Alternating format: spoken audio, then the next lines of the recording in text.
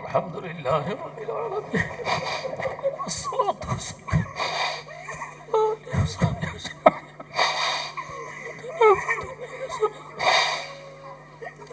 الله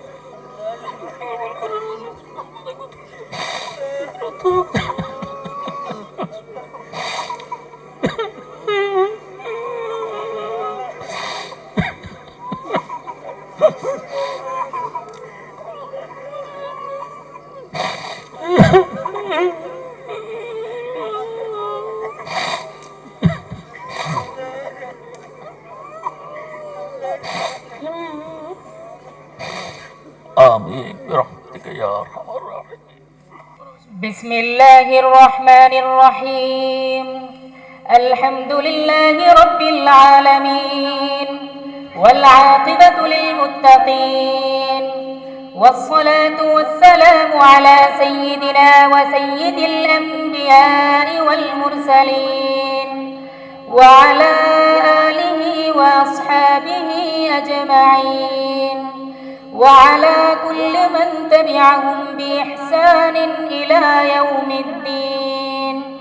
أما بعد، فإن أصدق الحديث كتاب الله، وأحسن الهدي هدي محمد صلى الله عليه وسلم، وخير الأمور عوازمها، وشر الأمور محدثاتها، وكل محدثة بدعة، وكل بدعة ضلالة، وكل ضلالة في النار.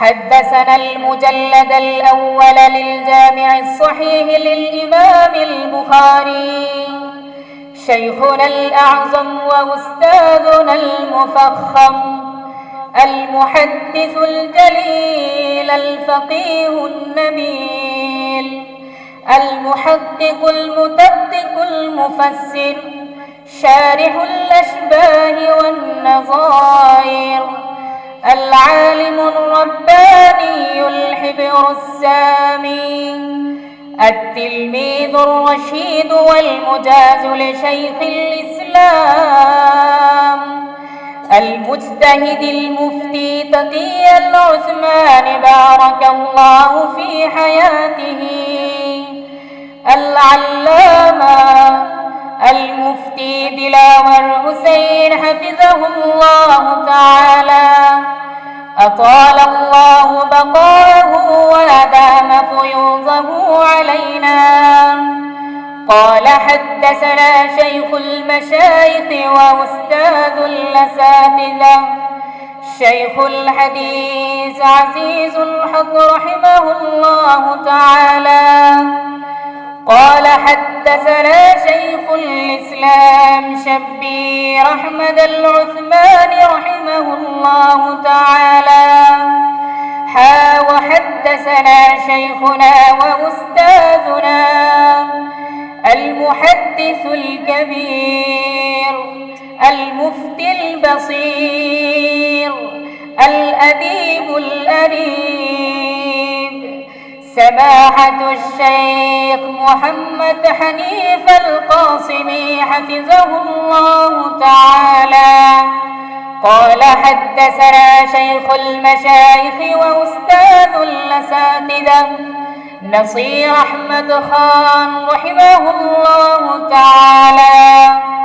قال حدثنا شيخ الإسلام حسين أحمد المدني رحمه الله تعالى وحدثنا المجلد الثاني للجامع الصحيح للإمام البخاري شيخنا وأستاذنا المحدث النابغ المفتي البارع الباحث الحاذق فضيلة الشيخ عبد الصبور حفظه الله تعالى قال حدثنا شيخ الحديث جعفر أحمد حفظه الله تعالى قال حدثنا الشيخ المفتي محي الدين رحمه الله تعالى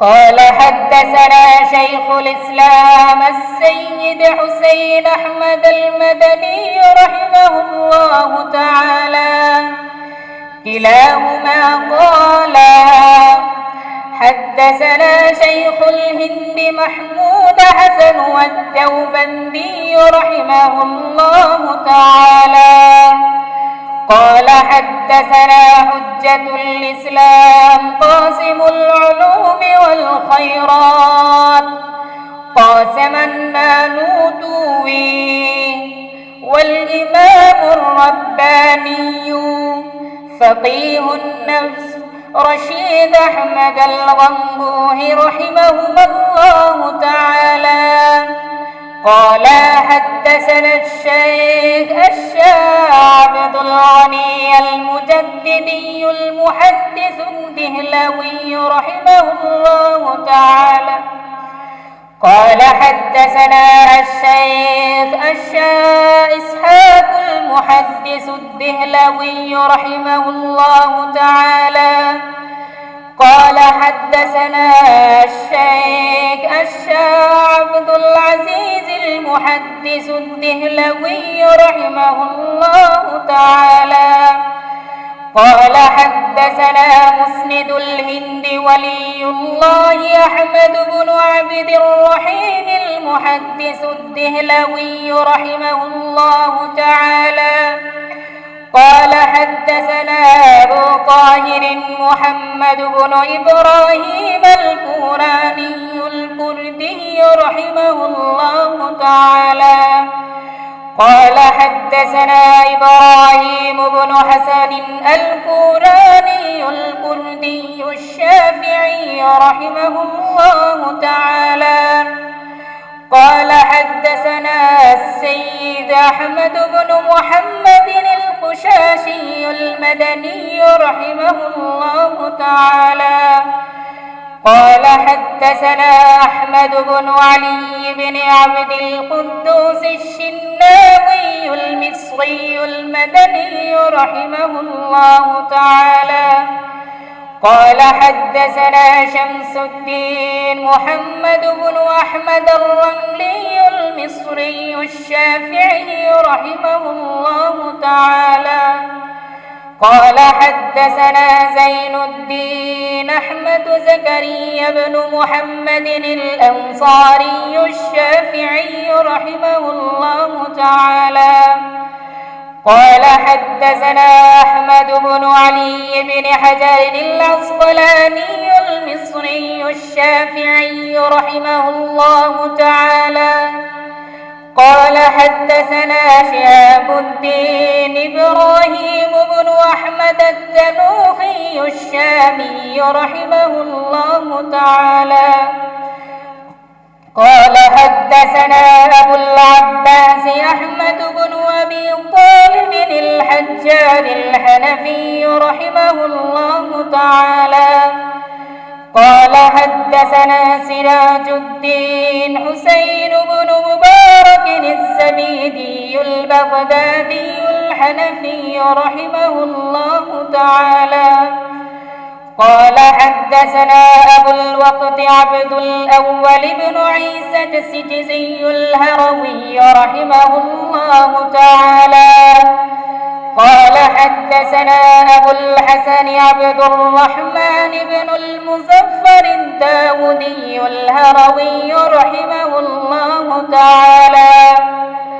قال حدثنا أبو محمد عبد الله بن أحمد السرخسي الحموي رحمه الله تعالى قال حدثنا أبو عبد الله بن محمد بن يوسف الفربري البخاري رحمه الله تعالى قال حدثنا الشيخ الإمام الهمام الحافظ الحجة أمير المؤمنين في الحديث الشريف أبو عبد الله محمد بن إسماعيل بن إبراهيم بن المغيرة الجعفي اليماني البخاري رحمه الله تعالى اللهم انفعنا بعلومه وعلومهم آمين يا رب العالمين أنه قال باب قول الله ونضع الموازين القسط ليوم القيامة وأن أعمال بني آدم وقولهم يوزنون وقال مجاهد رحمه الله تعالى القسطاس والعدل بالرومية ويقال القسط مصدر المقسط وهو العادل وأما القاسط فهو الجائر حدثني أحمد بن إشكاب قال حدثنا محمد بن فضيل عن عمارة بن القعقاع عن أبي زرعة عن أبي هريرة رضي الله تعالى عنه وعنهم قال النبي صلى الله عليه وسلم كلمتان حبيبتان إلى الرحمن خفيفتان على اللسان ثقيلتان في الميزان سبحان الله وبحمده سبحان الله العظيم الحمد لله رب العالمين الصلاة والسلام على وصحبه أجمعين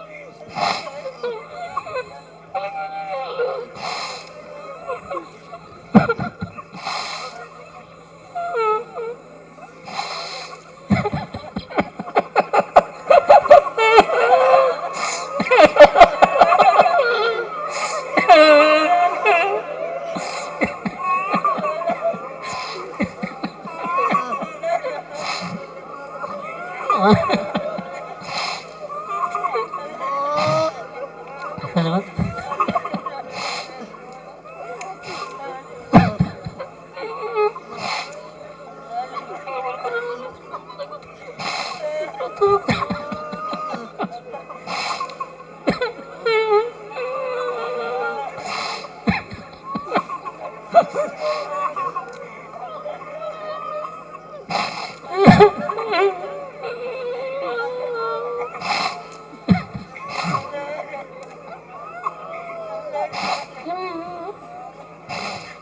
آمين برحمتك يا أرحم الراحمين.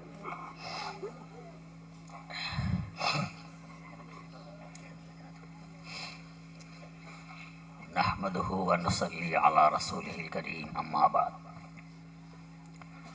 فأعوذ بالله من الشيطان الرجيم بسم الله. ভালো ফল হাতে পেতে হলে আগে জমিনকে বীজ বপনের উপযোগী বানাইতে হয়। সমান করার প্রয়োজন পড়লে সমান করা লাগে, নরম করার দরকার হলে নরম করা লাগে। বীজ বোনানোর উপযোগী হলে জমিনে বীজ বপন করা হয়। চারা গজাইলে জানতে হয় চারার পরিচর্যা কিভাবে করা লাগবে না লাগবে। জানা অনুপাতে পরিচর্যা করার পর শেষমেশ হাতে ভালো ফল আসে। ইমাম বুখারী রাহিমাহুল্লাহ ওহীর আলোচনা দিয়ে বুখারী শরীফ শুরু করলেন, মানে জমিনকে বীজ বপনের উপযোগী বানাইলেন। জমিন যখন বীজ বপনের উপযোগী হয়ে গেছে, এখন বীজ লাগাই দিলেন, কিতাবুল ঈমান আরম্ভ করে দিলেন। ঈমান হলো সব কিছুর বীজ। চারা গজাইলে এবার জানতে হবে পরিচর্যা কিভাবে করা লাগবে না লাগবে। তাই এরপর শুরু করলেন কিতাবুল ইলম, শিক্ষা অধ্যায়।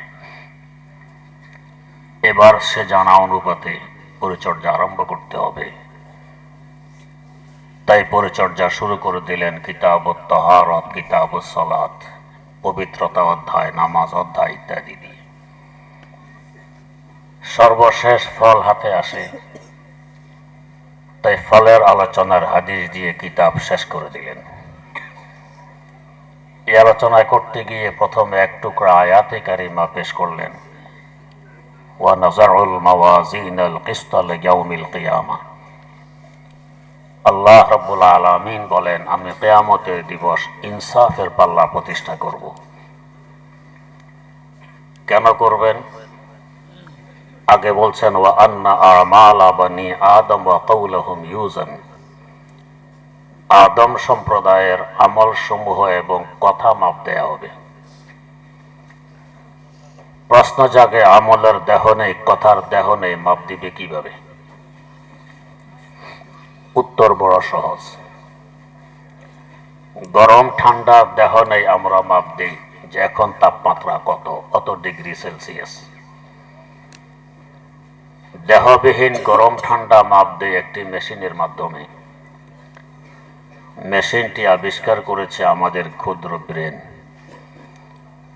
আমাদের ক্ষুদ্র ব্রেন যদি এমন মেশিন আবিষ্কার করতে সক্ষম হয় যে মেশিনের মাধ্যমে দেহবিহীন গরম ঠান্ডা মাপ দেয়া যায়,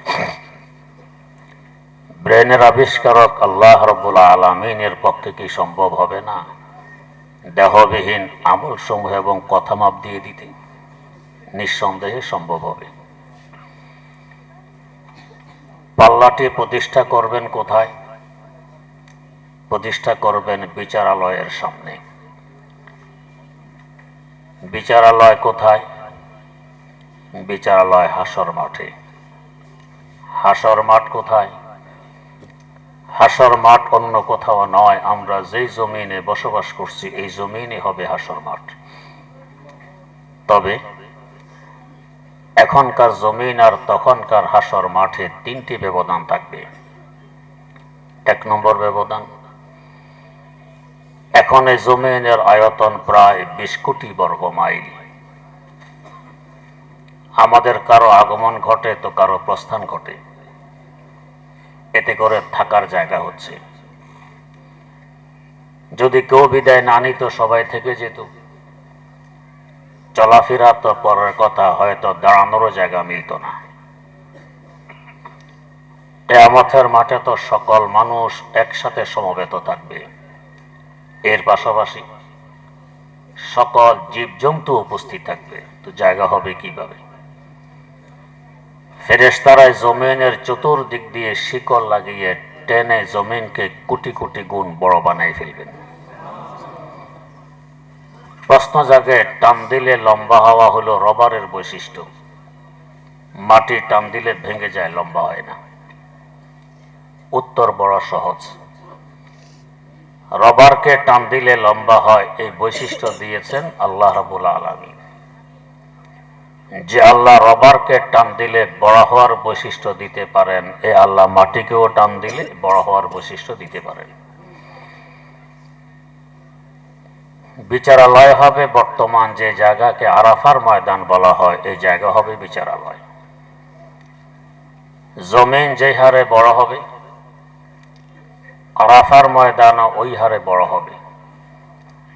এখন তো আরাফার ময়দানের আয়তন মাত্র 12 বর্গ মাইল, তখন অনেক বড় হয়ে যাবে, এটা হবে বিচারালয়। এখানে একটি প্রাসঙ্গিক কথা, যদি কোনো আসামি এমন হয় বাস্তবেই সে অপরাধী, সপক্ষে কোনো সাক্ষী নেই, বিপক্ষে সাক্ষী আছে, বিচারক ঘুষ খায় না, এই আসামির বাঁচার উপায় কি? একমাত্র উপায়, কোন প্রকার যদি চোখের পানি ঢেলে দিয়ে আবেগ সহকারে বিচারকের সামনে কিছু কথা তুলে ধরে তার মন নরম করা যায়, তবে বাঁচা যাবে, এছাড়া বাঁচার আর কোনো উপায় নেই। আমাদের মধ্যে আমরা কে আছি যারা আল্লাহ রাব্বুল আলামিনের কোর্টের আসামি নই? অহরহ গুনাহ হইতেই থাকে, আমাদের অঙ্গ পর্যন্ত সাক্ষী দিবে আমাদের বিরুদ্ধে। বিচারক স্বয়ং রব্বুল আলামিন, বাঁচার উপায় কি? একটি উপায় আছে, যদি বিচারকের মন নরম করা যায়।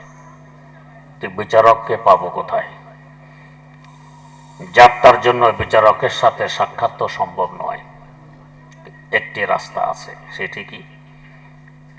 কোর্টে যদি বারবার আসা যাওয়া করে, এক সময় না এক সময় বিচারকের দৃষ্টি পড়বে, কৌতূহল হবে জেনে নেয়ার এই লোকটি বারবার কোর্টে কেন আসে।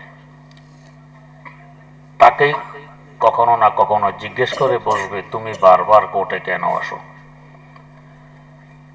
এই সুযোগে যদি সে চোখের পানি ঢেলে দিয়ে আবেগ সহকারে কিছু কথা তুলে ধরে বিচারকের মন নরম করতে পারে, তবেই বাঁচতে পারবে। আল্লাহ রাব্বুল আলামিন আমাদের ন্যায় আসামিদেরকে বাঁচার একটি উপায় বের করে দিলেন। বান্দা, যুলহজ্জের 9 তারিখ সূর্য পশ্চিম আকাশে ঢোলার পর থেকে নিয়ে অস্ত যাওয়া পর্যন্ত আমার রহমতের সাগরে জোশ ওঠে, তরঙ্গ বয়ে চলে। এই সময় যদি তুমি এই বিচারালয়ে এসে চোখের পানি ঢেলে দিয়ে আবেগ সহকারে কিছু কথাবার্তা আমার দরবারে তুলে ধরতে পারো, তোমার আব্বা আদম আলাইহিস সালামের ক্ষমা এখানে হয়েছে, তোমার ক্ষমাও এখানে হতে পারে। এই লক্ষ্যে আল্লাহ পাক প্রতি বছর লক্ষ লক্ষ মুমিন মুসলমান এই মাঠে ডেকে নিয়ে যান। আল্লাহ রাব্বুল আলামিন আমাদের সকলকে উক্ত সময়ে ওই মাঠে বারবার হাজিরি দেওয়ার তৌফিক দান করুন। পাল্লাটি ধরবেন হযরত জিবরিল আমিন আলাইহিস সালাম। পাল্লাটি হবে অসাধারণ বড়, পাল্লার এক একটি টুকরি এত বড় হবে, 7 তবক জমিন ও আসমান যদি একটি টুকরিতে তুলে দেয়া হয়, এগুলো সব টুকরির ভিতরে ডুবে যাবে, টুকরি হবে আরো বড়। এমন বিশাল একটি পাল্লা ঝুলন্ত অবস্থায় রেখে অসংখ্য মানুষের অসংখ্য আমল ও কথা মাপ দিয়ে দিবেন একা হযরত জিবরাইল আমিন আলাইহিস সালাম। কত শক্তির প্রয়োজন হবে! আল্লাহ পাক এই শক্তি তাকে দান করেছেন। একটি ঘটনা শুনলে আন্দাজ হবে তার শক্তি কেমন। ঘটনাটি হল, বর্তমান বিশ্বে একটি ব্যতিক্রম ধর্মী সাগর আছে। সাগরটি জর্ডানে অবস্থিত। লম্বা 81 কিলোমিটার, চওড়া 18 কিলোমিটার। এই সাগর উৎপত্তির ইতিহাস কি? এর ইতিহাস হল, এখানে আগে কোনো সাগর ছিল না, ছিল একটি বিশাল জনপদ। এখানে বসবাস করত আল্লাহর পয়গম্বর সাইয়্যিদানা হযরত লূত আলা নাবিয়িনা ওয়া আলাইহিস সালাতু ওয়াস সালামের সম্প্রদায়। এই সম্প্রদায় মারাত্মকতম নিম্নমানের ঘৃণিত একটি গুনাহ আবিষ্কার করে। এর আগে এই গুনাহ পৃথিবীতে সংগঠিত হয়নি। এই গুনাহকে বাংলায় বলে সমকামিতা। আল্লাহর পয়গম্বর জান প্রাণ দিয়ে তাদেরকে ফেরানোর চেষ্টা করলেন, তারা ফিরল না। শেষমেশ আল্লাহ পাকের গজব নাজিল হয়। প্রথমে পাথরের বৃষ্টি বর্ষণ হয়, এতেও তার গজব থামল না। তিনি হযরত জিবরাইল আমিন আলাইহিস সালামকে পাঠিয়ে দিলেন। হযরত জিবরাইল আমিন আলাইহিস সালাম এসে পাখা মেরে 81 কিলোমিটার লম্বা, 18 কিলোমিটার চওড়া এই পুরা জনপদ, মানুষ, ঘোড়া, গাধা, গরু, ছাগল, গাছগাছালি, পাহাড় পর্বত সহকারে তুলে নিয়ে গেলেন আকাশ পর্যন্ত। নিয়ে উল্টা করে নিচের দিকে ধাক্কা মারলেন। এক ধাক্কায় 1300 ফিট নিচে নেমে যায়। কেমন শক্তি থাকলে এই বিশাল একটি এলাকা 1300 ফিট নিচে নেমে যায়? এতে করে এখানে একটি সাগর সৃষ্টি হয়ে যায়। গজবের আলামত চিহ্ন এখনো সেখানে পরিলক্ষিত। যেমন 1 নম্বর, দুনিয়ার অন্য কোনো সাগরের সাথে এই সাগরের সম্পর্ক নেই, যেহেতু গজবের কারণে সাগরের উৎপত্তি। 2 নম্বর, দুনিয়ার সাগরের তলায় বহু উদ্ভিদ জন্ম নেয়। মরুসাগরের তলায় আজ পর্যন্ত কোনো উদ্ভিদের সন্ধান পাওয়া যায়নি। 3 নম্বর, দুনিয়ার সাগরে বহু প্রাণী, মাছ ইত্যাদি বসবাস করে। মরুসাগরে আজ পর্যন্ত কোনো প্রাণীর সন্ধান মেলেনি। গজবের কারণে কোনো প্রাণী এখানে বসবাস করে না। 4 নম্বর, কোন মাছ ইত্যাদি ধরে এনে ছেড়ে দিলে তৎক্ষণাৎ মারা যায়, গজবের কারণে জিন্দা থাকতে পারে না। 5 নম্বর, পানি দেখতে দেখা যায় স্বচ্ছ, পরিষ্কার, কিন্তু গোসল করে উঠলে এক প্রকার রাসায়নিক বস্তু দেহে চিমটে ধরে। সাবান, শ্যাম্পু দিয়ে পরিষ্কার করাও কঠিন হয়। 6 নম্বর,